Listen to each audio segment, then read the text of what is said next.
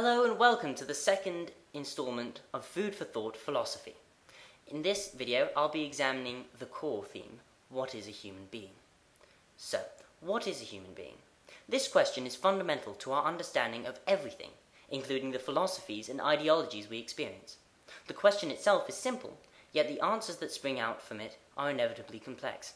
But many have tried to sum up their theories, and I'll show you a little list of these at the end.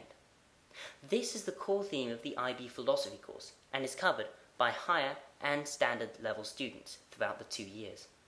This video will discuss the major part of this question and will look at different views on the subject as a whole, such as dualism or a more scientific approach. So, first off, defining a human being. Different people react to this question in different ways, choosing various routes of coming to a definition. Before anything, we need to analyze the phrasing of the question, and possibly make a distinction between the words human and human being. As human refers to a biological creature, as distinguished from an animal, and being refers to something that is alive, while together they encompass more. One way of answering the question would be to rely on dualism and split the physical embodiment of human beings from the metaphysical, though this may raise issues in terms of science, as there is no scientific proof for concepts such as the soul, and materialists argue that human beings are nothing more than a plethora of elements. Oxygen, carbon, hydrogen, nitrogen, calcium and phosphorus, to name a few. One of the best ways to find your own definition of a human being would be to create a spider diagram and to look at all the individual elements that make up a human being in your own opinion. For example, here's one of mine. I decided that the soul would be an interesting element to explore, as it came up in most answers to this question. Socrates and Plato believed that the soul was the essence of a person, and that when a person dies, that the soul is then reborn into another body. Plato reasoned that any healthy soul had 3 components: logos, mind; thumos, spiritedness; and eros, desire.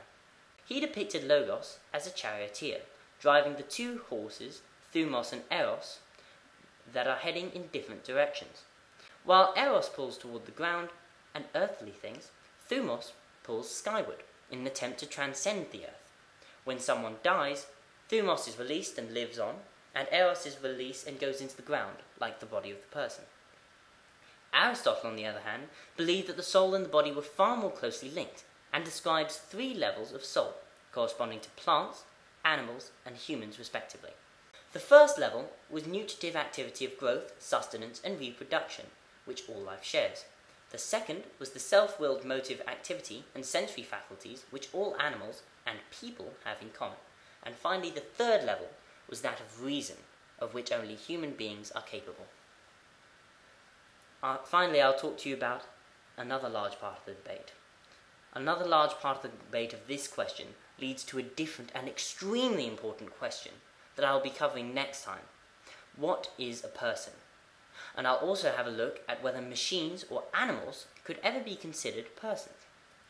So in conclusion, as I've explained, there are a great number of long and complicated answers to this heavy question. But here is a small list of philosophers who have summed it up a little. Tune in next Tuesday for a look at what makes a person.